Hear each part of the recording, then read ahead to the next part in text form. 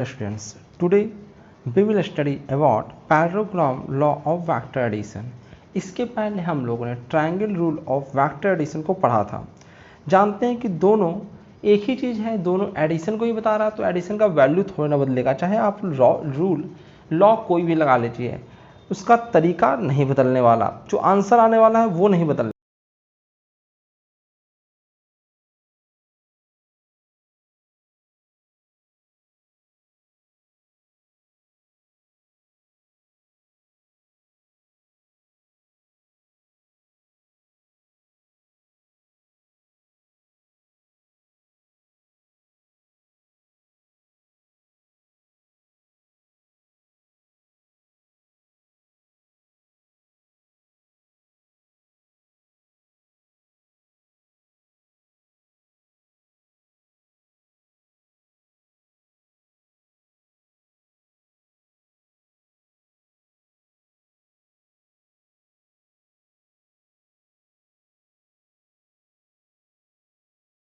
फॉर्मूले भी सारे सेम रहेंगे, फॉर्मूले में भी बदलाव नहीं आएगा, बस बदलाव किस में आएगा, तो एक तरीका आपके पास एक्स्ट्रा रहेगा जिस तरीके से आप वेक्टर एडिशन को और भी निकाल सकते हैं, यानी कि वो तरीका कहीं इस्तेमाल किया हुआ हो तो आप बता दीजिएगा कि इसका वैल्यू क्या आने वाला है, क्योंकि फॉर्मूला में पहले से पता है।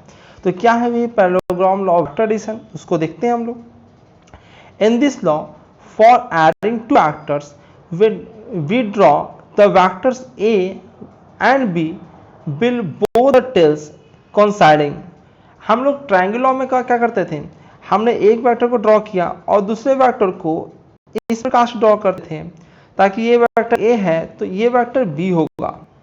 इस प्रकार से ड्रॉ करते थे कि एक का जहां पे हेड है दूसरे का टेल वहां से शुरू हो, ठीक है। पर इसमें तरीका दूसरा है, इसमें कह रहा है कि इस प्रकार से हम ड्रॉ करें कि बोथ दोनों का टेल कोइंसाइड कर जाए, एक ही जगह पे हो, ठीक है।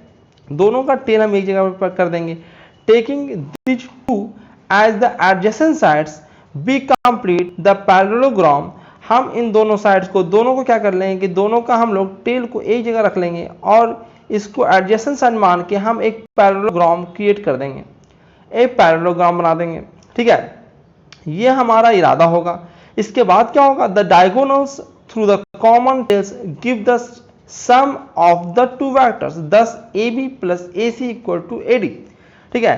ये क्या है इसको हम लोग आगे देखते हैं, ठीक है। जैसे ये आपको यहाँ पे दिखाया गया, भैया आंसर तो वही आने वाला है, तो हम इसमें फॉर्मूला वगैरह तो दोबारा हम लगाएंगे नहीं, फॉर्मूला तो वही होने वाला है, ठीक है। बस हम लोग देख लेते हैं कि करेंगे कैसे, रूल क्या कहता है, ठीक है। तो रूल आपका कहता है कि देखिए एक वेक्टर A है, एक वेक्टर आपका B है, ठीक है। दो वेक्टर्स हैं, दोनों वेक्टर को हमने एक पैरेललोग्राम का एडजेसेंट साइड कंसीडर किया है, ठीक है। और इसके टेल, इसको लेके हम लोगों ने क्या कर लिया, एक पैरेललोग्राम क्रिएट कर लिया।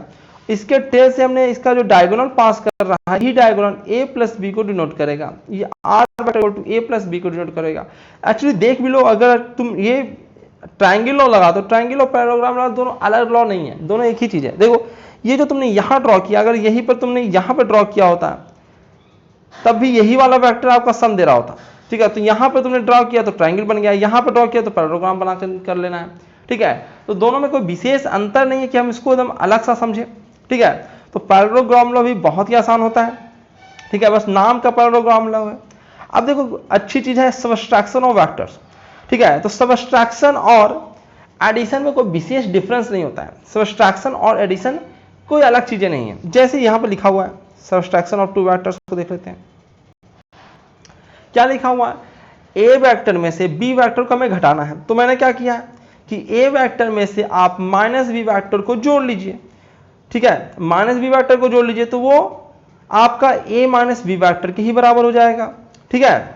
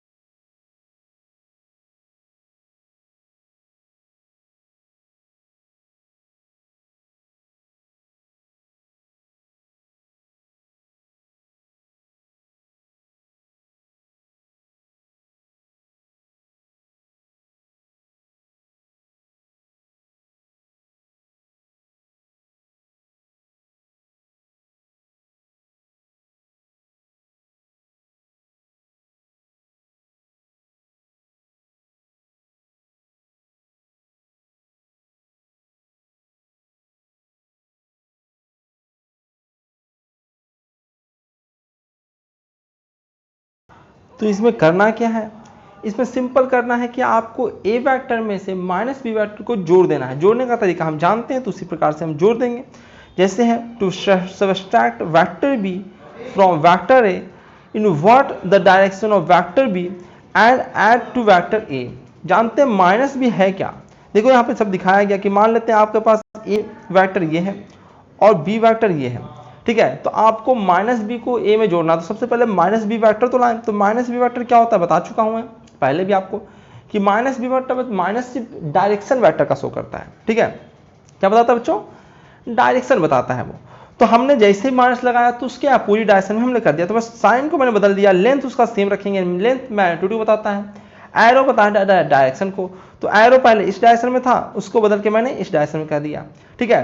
तो ये आपका बी वेक्टर था, ये आपका ए वेक्टर है। अब ए वेक्टर को हम ये बी माइनस बी वेक्टर को हम ए वेक्टर में ऐड करेंगे। ऐड करने का तरीका क्या है, ऐड करने का तरीका है कि भैया आप ऐसे लीजिए, ए वेक्टर तो ले लिया आपने, अब जो आपको सेकंड वेक्टर ऐड करना है उसको आप क्या कीजिए, ये वेक्टर तो ऐसे है ही, आपको क्या करना है, चलिए मैं इसको इधर उधर दाएं बाएं हो गया, ठीक है।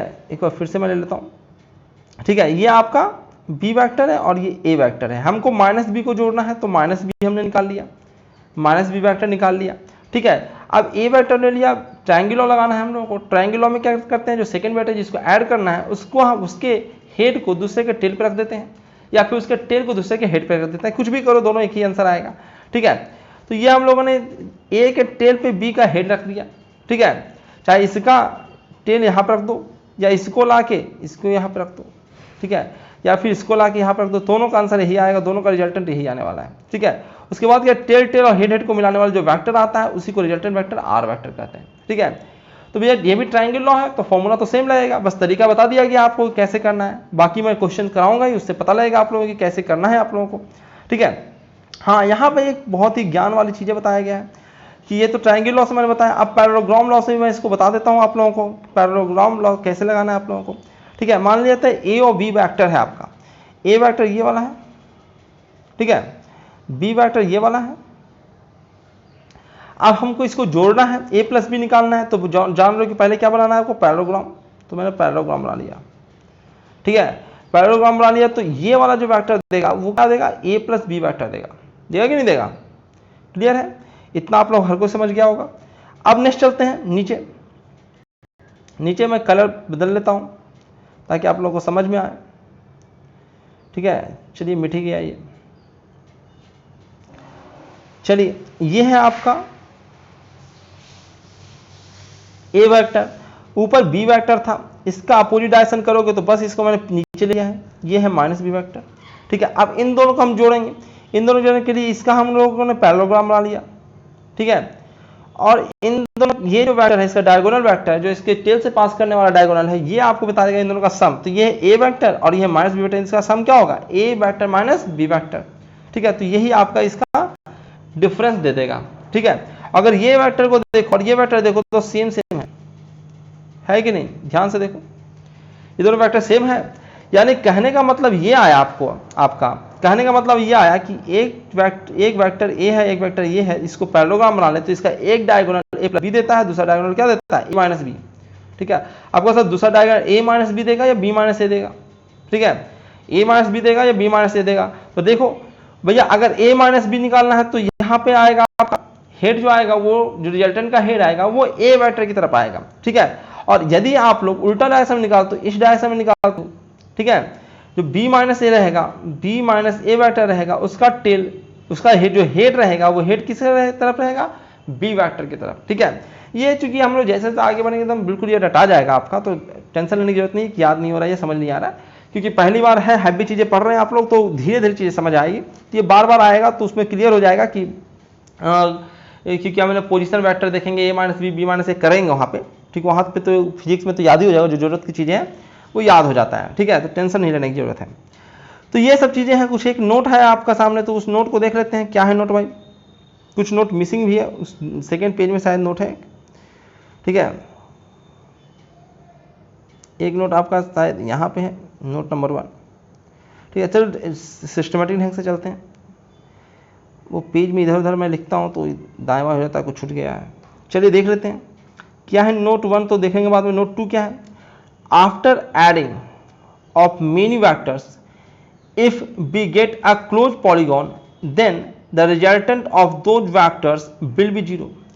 अगर हम ढेर सारे वेक्टर को ऐड कर रहे हैं तो ऐड करने का तरीका क्या है, जैसे एक वेक्टर यहाँ है, ये मान लेते हैं ए वेक्टर है, ठीक है, इसमें आपको बी वेक्टर ऐड करना है तो बी वेक्टर को ऐसे करोगे आप।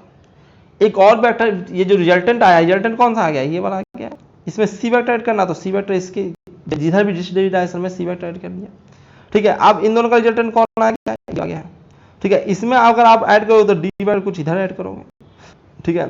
यानी कहने का मतलब है, सिंपली से मैं बताऊं तो सिंपली है आपका कि आपको अगर ए वेक्टर ये है, बी वेक्टर ये है, सी वेक्टर ये है, तो ऐड करने के लिए क्या करते जाना है, जितने भी नए वेक्टर आ रहे हैं ना उसको उसके हेड पे रखते जाना है। यह समझ लो सीधे डिस्प्लेसमेंट समझ लीजिए आप, ठीक है, कि यहाँ से यहाँ गए, पटना गए, पटना से दिल्ली गए, दिल्ली से राजस्थान गए, आप कहाँ से भाई, तो यहाँ से कितना डिस्टेंस, ये रिजल्टेंट होगा आपका, ये होता है ना।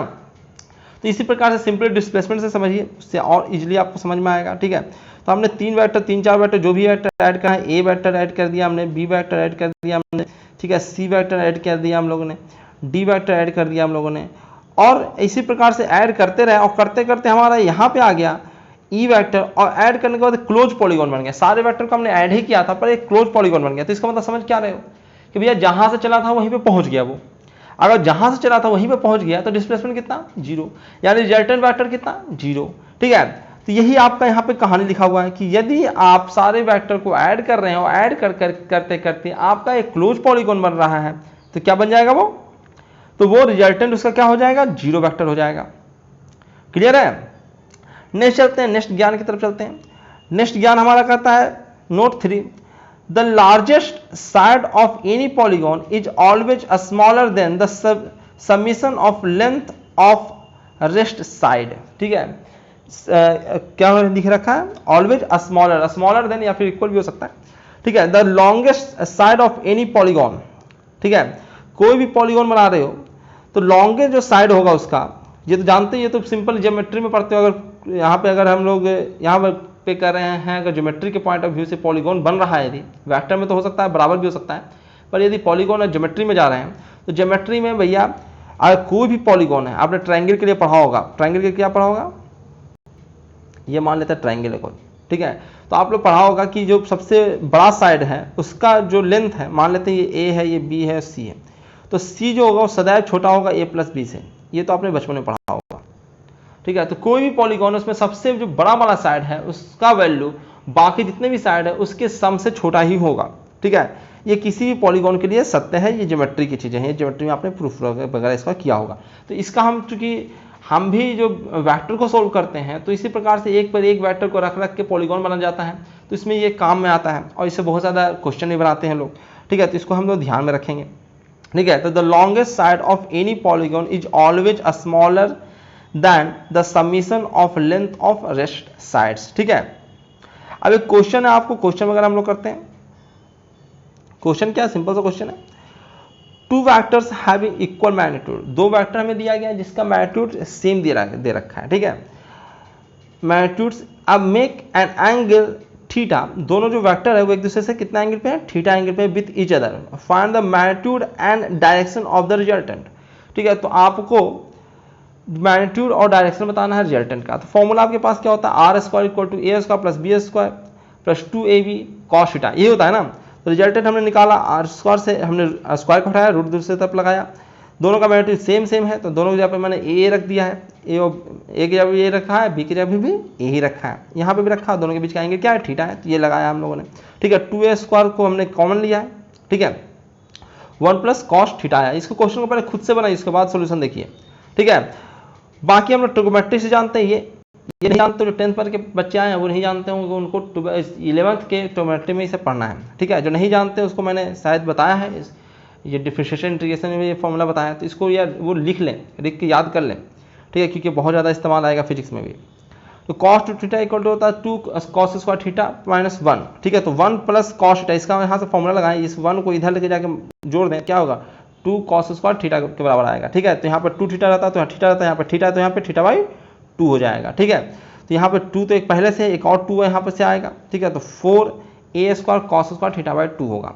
ठीक है, इस क्वेश्चन को खुद से करते जाइए, जो भी हिंट मिलता है आपको उसकी मदद से आप खुद से कीजिए। ठीक है, यदि आप देखते रहिएगा तो फिर लगेगा कि क्योंकि मैं शॉर्ट में करता हूँ ना, मुझे यहाँ पे बनाना है तो बहुत बल्कि नोट्स तो नहीं बना सकता ना। ठीक है, तो ये इसका अगर रूट हटाओगे तो ये आंसर आएगा। ठीक है, तो मैग्नीट्यूड निकल गया आपका, डायरेक्शन बताना है आपको।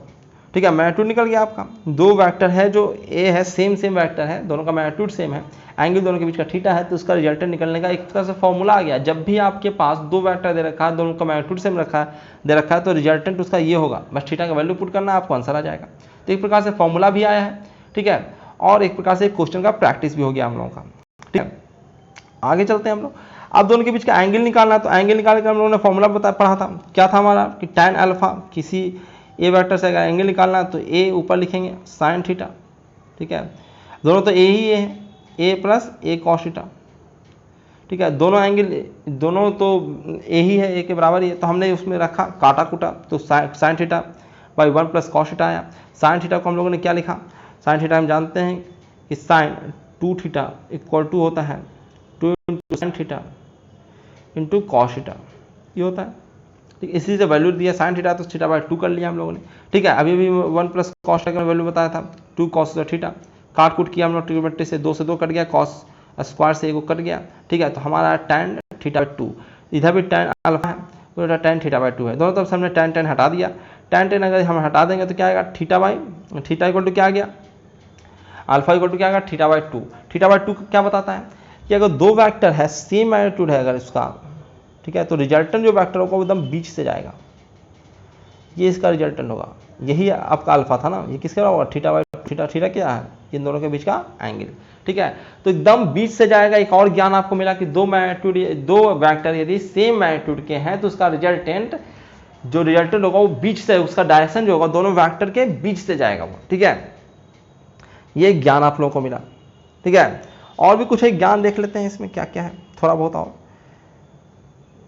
ये देखिए थोड़ा बहुत ज्ञान है, एक नोट दिया गया, उस नोट को देख लेते हैं, नोट को पढ़ लेते हैं पहले। क्या है भाई, 10, देखो जो यहाँ से हमने रिजल्ट लाया उसको लिख दिया है बस, 10 the resultant of two equal vectors bisect the angle between them. यानी कि जो रिजल्टेंट निकलता है दो वेक्टर का, दो इक्वल वेक्टर का जिसका मैग्नीट्यूड सेम है, तो उसका जो रिजल्टेंट निकलता है वो सदैव और सदैव दोनों वेक्टर्स के बीच से पास करता है, उसके एंगल को, दोनों के बीच के एंगल को बाइसेक्ट करता है। ठीक है, उसके बाद आपके सामने एक क्वेश्चन, इस क्वेश्चन को कीजिए, वीडियो को पॉज कीजिए और इस क्वेश्चन को करें।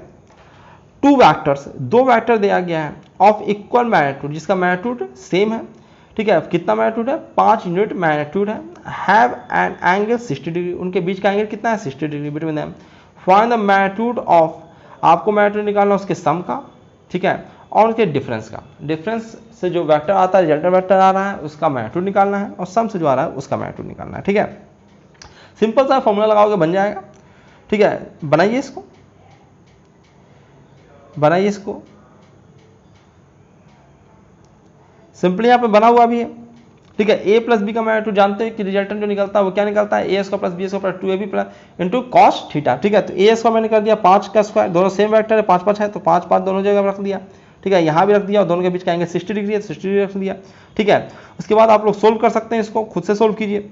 ठीक है, अभी तो हमने फॉर्मूला ही बना रखा था, अभी भी बनाया था ना फॉर्मूला, उस फॉर्मूला पे भी लगा सकते हैं आप, ये वाला फॉर्मूला, ये भी इक्वल एंगल का था, इक्वल वेक्टर वाला था ना, तो एक बार फॉर्मूला हम लोगों ने बनाया। तो देखो हम लोग कंपिटिटिव एग्जाम में जाने वाले हैं, तो देखो ये फॉर्मूला है नहीं है इससे मतलब नहीं है, अगर कोई रिजल्ट आया है तो उसको हम अगर याद रखेंगे, अगर याद रखने का मतलब क्या, रटना है थोड़ा ना है, याद रखने मतलब हमने ढेर सारे ऐसा क्वेश्चन किया है, हमको पता है कि दो वेक्टर का जो वेक्टर सम करते हैं तो इस ढंग का कोई आता है।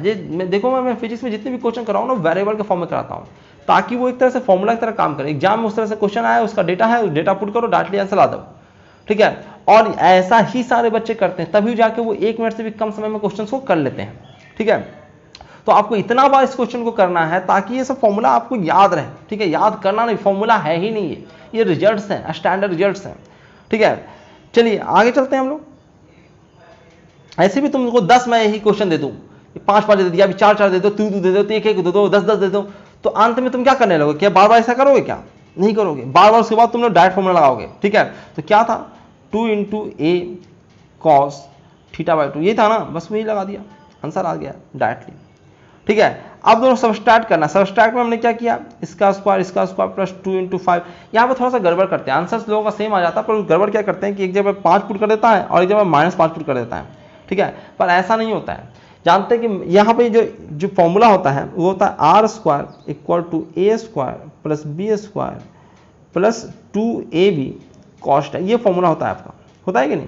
यहाँ पे A और B जो होता है मैग्नीट्यूड होता है, तो A और B का वैल्यू कभी भी नेगेटिव नहीं रखा जाएगा। तो सॉल्यूशन जब आप बनाओगे वो गलत हो जाएगा, ठीक है। अगर सॉल्यूशन अगर तुमने कहीं सोल्व किया है, देखो ऑब्जेक्टिव क्वेश्चन तो बच जाओगे, आंसर सेम आएगा, ठीक है। पर यदि सॉल्यूशन बनाओगे वहाँ पे किसी ने देख लिया तो वहाँ पे काट देगा, क्योंकि A और B का वैल्यू कभी भी नेगेटिव में पुट नहीं होगा, क्योंकि मैग्नीट्यूड कभी नेगेटिव नहीं होता है, मैं पहले पढ़ा चुका हूँ, ठीक है। तो यहाँ पे मैंने देखो ध्यान से देखो, मैंने 5 पुट किया है, ध्यान से देखो 5 मैंने पुट किया, और यहाँ पे लिखा है कॉस्ट 120। होगा सर 120 कहाँ से आ गया, 60 डिग्री का एंगल था ना, तो 60 डिग्री का एंगल था ए वेक्टर के साथ ना, ए और बी वेक्टर के बीच 60 डिग्री का एंगल था, हमें पर माइनस करना है, तो माइनस जब करेंगे तो इसको उलट देंगे। तो अब इसके बीच का एंगल कितना है, 120, 60 180 में से 60 घटाओ कितना आएगा 120, तो 120 एंगल डालेंगे, 120 एंगल डाला अगर हम लोगों ने, ठीक है।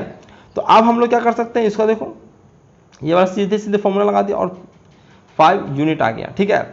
अब वो सर बार बार 120 का एंगल निकालना पड़ेगा कि ना, कि 120 को अगर करोगे ना तो देखो ये क्या आ जाता है, 120 को हम लोग लिख सकते हैं cos 180 - 60, ठीक है।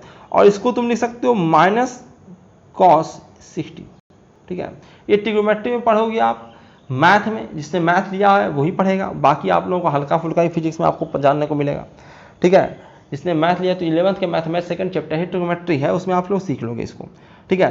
तो माइनस तो देखो, ठीक है, तो यहीं से एक्चुअली माइनस बार बार हर बुक में लिखा रहता है। इसका मतलब क्या हो गया कि आप यही फॉर्मूला लिख दो और बस यहाँ पे माइनस रख दो, क्योंकि cos 60 किसके बराबर है, -cos 60 किसके बराबर है, cos 120 के, ठीक है। तो यहाँ पे जो माइनस सिंबल देते हैं तो लोगों को कंफ्यूज होता है कि माइनस कहाँ से आया है, ये माइनस इस एंगल से आया है, ठीक है, इस एंगल से आया है, ना कि इसके मैग्नीट्यूड से, समझ में आ गया। तो यहाँ पे माइनस आता तो है फॉर्मूले में, ठीक है, वहाँ पे माइनस पुट करोगे तो आपका ये फॉर्मूला बन के आएगा, ये आंसर आएगा, ठीक है।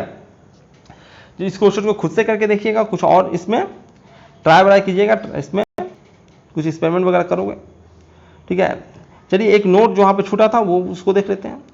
If their vectors are in different plane then their resultants is never be 0। अगर 3 वैक्टर है या फिर ठीक है 2 वैक्टर तो सब है, 3 वैक्टर लिखा हुआ है, 3 लिखा हुआ है, जो 2 वैक्टर तो होंगे सदैव एक प्लेन में होंगे ही होंगे, 2 लाइन सदैव एक प्लेन में होता है, ठीक है। पर जरूरी नहीं है कि दो वैक्टर जनरली हर वक्त प्लेन में होता है, पर अगर 3 वैक्टर्स हैं, 3 वैक्टर्स हैं तो 3 वैक्टर्स कभी भी एक प्लेन में नहीं हो सकता, तो कभी भी उसको रिजल्टेंट उसका 0 नहीं हो सकता, ठीक है। ये ध्यान रखिएगा, 3 वैक्टर यदि डिफरेंट प्लेन में है तो कभी भी उसका रिजल्टेंट 0 नहीं हो सकता है। तीनों एक इस प्लेन में है, एक बाहर वाले प्लेन में है, ठीक है, और एक और उसके आपके बाहर है, तो कभी कुछ ना कुछ को मिलाने वाला वेक्टर आएगा ही आएगा, ठीक है। तो एक बहुत बड़ा ज्ञान की बात है, ये सब क्वेश्चन से घुमा कहीं कहीं एससी वगैरह में दिया हुआ है, तो इसके लिए मैंने बता दिया कि 3 वेक्टर यदि एक ही प्लेन में नहीं है, 3 वेक्टर का प्लेन में रहेगा तो ट्रायंगल बना लेगा, वो ट्रायंगल बना सकता है, वो बना लेगा। अगर ट्रायंगल बना लिया तो उसका रिजल्टेंट 0 हो गया, क्लोज पॉलीगॉन बन गया, रिजल्टेंट 0।